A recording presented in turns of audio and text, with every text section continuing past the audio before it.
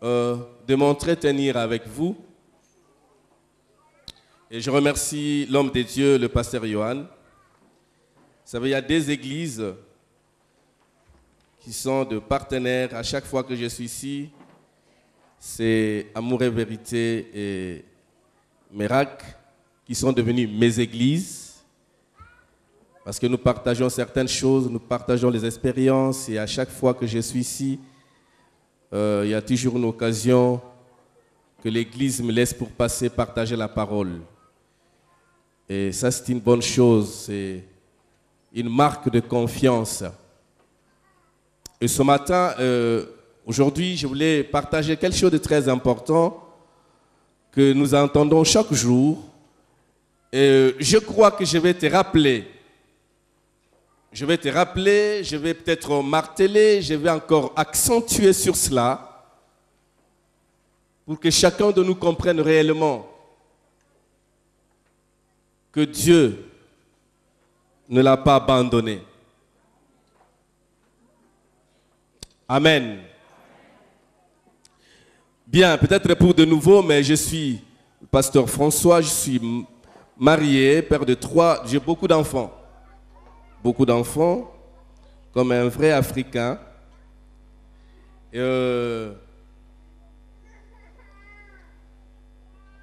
J'exerce mon ministère au Congo, Congo-Kinshasa, et précisément à la capitale. Donc c'est là où Dieu a placé notre travail et nous sommes en train de travailler ensemble avec le Seigneur. Je suis pasteur principal de là où je suis, à l'église à Bandalungwa, mais je suis le pasteur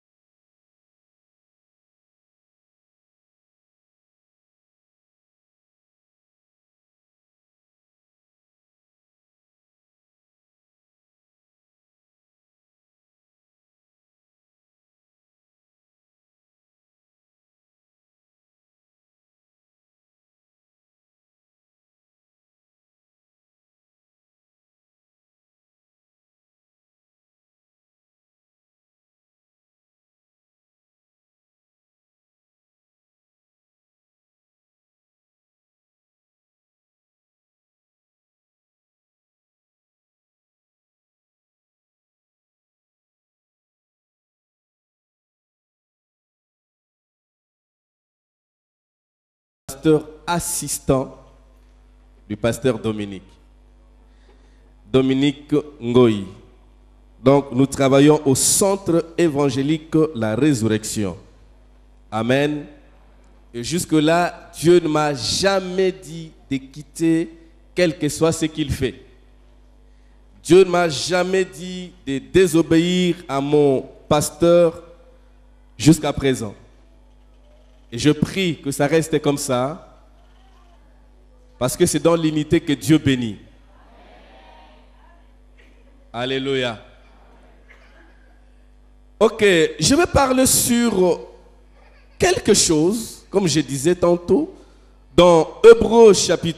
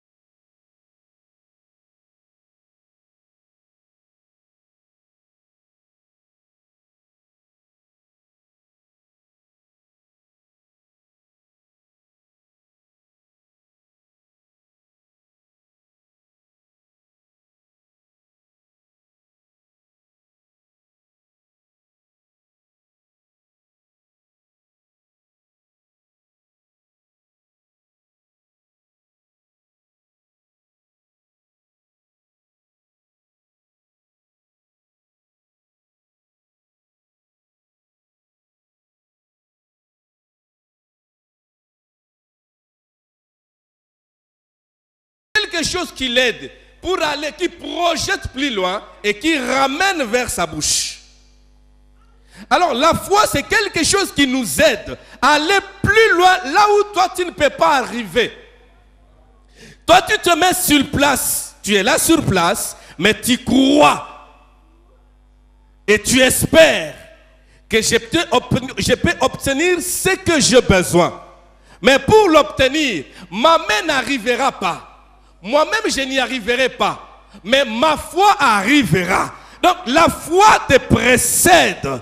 La foi, c'est quelque chose qui va plus loin. Là où toi, tu ne peux pas arriver, la foi fraye le chemin et elle va prendre l'objet et te ramener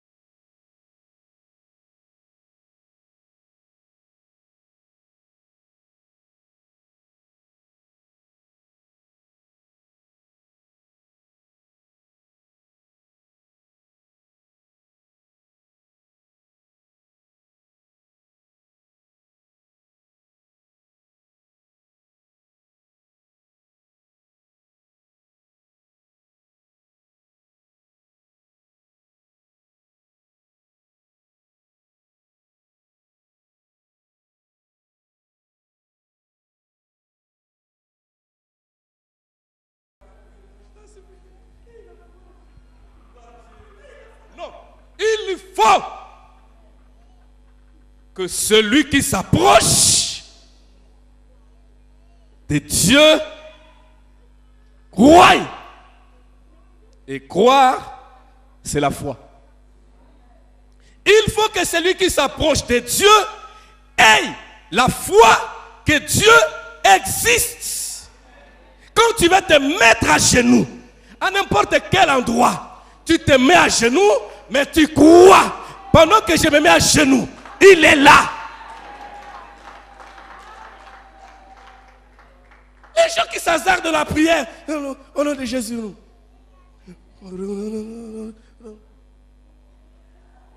Il est en train de prier, puis le téléphone qui sonne. Allô? Je suis en prière. Va-t'en. Où? C'est dans le même texte que nous venons de lire. Hein? Si vous continuez, vous allez voir ça. La Bible dit Abraham est sorti, partir sans savoir où il allait. Mais Abraham, tu vas où? Je pars. Abraham, ses amis de la ville lui posaient des questions. Mais tu ne pars pas seul avec ta femme et ton père? Oui, tu vas où? Je ne sais pas. Mais je pars. Abraham, arrête-toi. Non, je suis parti. Où? C'est une folie. Je crois que Sarah était quand même une bonne femme. Parce que j'imagine la femme comme la mienne. Ouh. Non, mais c'est terrible. Dieu sait se mettre à côté d'une personne, une autre personne, compliquée. Il va te poser des questions. Explique-moi bien. Tu m'amènes où? Et pour faire quoi? On va rester chez qui? Ah oui, j'imagine, c'est comme ça qu'elle réfléchit. Il dit, on part, il n'y a même rien à main. Et tu me dis, nous partons. Nous partons où? Ici déjà, nous laissons notre maison. Je ne pars pas. Mais Sarah obéit. Sans savoir où. Abraham, tu vas où? Je pars. C'est pourquoi nous l'appelons le Père de la foi. Est-ce que cet après-midi, je peux avoir quelqu'un qui a la foi comme Abraham? Qui peut s'élever pour dire ça doit changer? Oui, ça va marcher. Ça va changer. Bien aimé, que Dieu t'utilise comme tu t'es élevé là. Et comme tu t'es élevé, lève aussi ta foi. Et que Dieu t'approuve au ciel. Qui dit, celle-là, je marcherai avec lui. Celui-là, je marcherai avec lui. Dans cette église de miracle, oui, je ferai de grandes choses. Mais avec toi. Alléluia. Je préfère bien aimer avec nous sommes, tel que nous sommes là. Que quelqu'un vienne. Pasteur, moi, je vais faire. Venez avec des grandes idées. Venez avec des grandes idées. Alléluia. Amenez des grandes idées, bien-aimés. L'homme de Dieu n'est pas là pour rien. Il est là pour orienter certaines choses. La Bible dit, il faut que celui qui s'approche de Dieu croie que Dieu existe. C'est un élément clé. Crois d'abord que Dieu existe. Et après, toi tu es parti seulement le chercher. Tu n'as pas demandé un salaire. C'est pourquoi il y a des gens qui disent, Seigneur, si cette année je ne me marie pas, j'abandonne. Abandonne. Il va perdre quoi? Abandonne, c'est toi-même qui vas souffrir. Le temps d'abandon et de reprendre, ça va encore prendre du temps. Tu es arrivé déjà à un point et puis tu abandonnes pour reprendre. Ah! Facile à perdre, hein? Mais pour reprendre, c'est difficile. Toi, tu es allé chercher Dieu. Mais tu n'as pas dit à Dieu tel que je suis venu ici. Seigneur, tu ne vois pas, j'ai un problème de loyer. Tu ne vois pas, je n'ai pas d'enfant. Non, non, il a dit, quand tu le cherches, il est le rémunérateur. Chacun de nous cherche quelque chose. Toi, va seulement. Les enfants sont près de lui. Le mariage sont près de lui. L'argent sont près de lui. Les voyages sont près de lui. Les richesses sont près de lui. Les maisons, c'est là. Ne viens pas avec l'ultimatum. Si tu fais l'ultimatum, il te met en embargo. Là, tu vas souffrir. Mais viens comme un enfant. Je viens, Seigneur. je viens, j'ai besoin de toi. Utilise-moi, travaille avec moi. Je me laisse totalement entre tes mains. C'est là où nous parlons de la fidélité, de l'obéissance et de l'intégrité. Et quand tu te mets comme ça, le résultat, c'est le salaire. Lui-même te rémunère, mais sans limite. Tu as limité Dieu par tes demandes. Laisse-toi entre les mains du Seigneur qui t'utilise. Alléluia. Je vais terminer. Vous savez, quelqu'un qui demande juste un seau d'eau. Vous savez, chez nous, il y a un problème d'eau chez nous, dans mon pays, dans ma ville. Il y a un problème d'eau, il y a un problème d'électricité terrible. On coupe sans demander l'autorisation de qui que ce soit. En train de suivre les émissions, très bonnes émissions. Puis, et puis quand ça part, ça peut faire une semaine. Tu te dis, mais pourquoi je me suis abonné chez Canal Plus? Non, des fois c'est embêtant. Et tu vois le matin, oh Dieu m'a fait grâce. Chez moi, l'eau ne part pas. Ça part chez mon voisin. Mon voisin, l'eau est partie. Les autres voisins partis. Chez moi, ça ne part pas. J'ai toujours dit à Dieu, quelle grâce. Et quand je sors le matin, les gens se promènent avec des seaux, avec des casseroles, en train de chercher l'eau. Vous savez, une telle personne, quand il a juste un seau d'eau, comment il va faire une prière? Seigneur, merci, j'ai trouvé de l'eau pour me laver ou me préparer. Mais quand j'étais en Afrique du Sud, j'ai déjà vu des océans partout. Mais là, ça a attiré quand même ma curiosité. Dieu me parlait. La séparation entre l'océan Atlantique et Indien. Je regardais la nature. J'ai dit, mais quand quelqu'un demande un seau d'eau en RDC, il prie. La personne intercède, il dit beaucoup de merci. La personne oublie qu'il y a encore des océans. Voilà ce que nous faisons avec Dieu. Quand Dieu te bénit avec 1 000 euros, tu ne sais pas qu'il y a encore des océans de zéro. C'est pourquoi cherche Dieu. Lui-même te donnera sans mesure. Est-ce que vous avez compris? Cherche Dieu. Il te donnera sans mesure. Merci Seigneur. Avec un petit pain. Merci, mais tu as oublié que le pain qu'on t'a donné là, ça vient d'une boulangerie. Ça vient d'une pâtisserie. Là, il y en a encore beaucoup. Alors quand tu vas vers Dieu, il te donnera plus que ce que toi tu as demandé. Amen. Nous allons prier.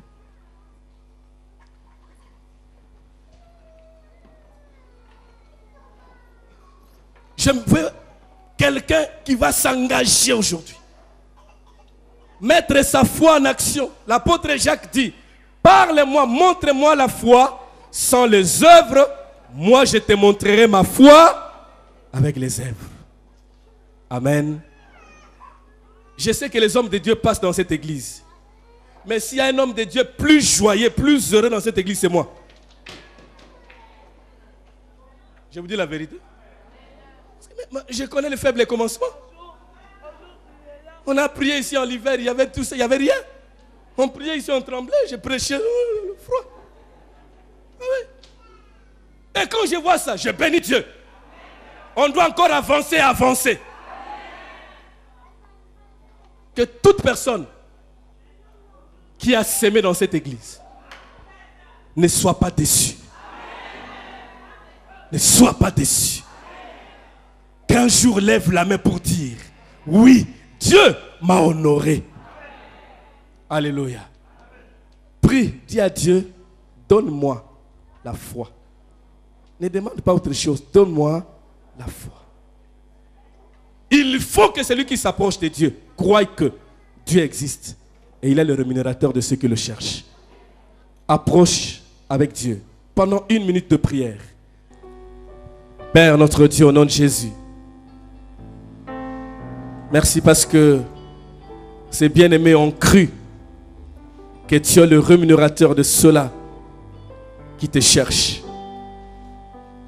Merci pour le soutien dans cette église. Tu reçois faire, Seigneur. Aide-les, ô Dieu. Ouvre les écluses des cieux. Je suis limité, mais par en vertu du pouvoir que tu as mis en moi, je le bénis. Je le bénis, Seigneur, au nom de Jésus-Christ de Nazareth. Bénis cette église et bénis tout ce qu'il y a comme programme, comme projet. Au nom de Jésus, j'en suis prié.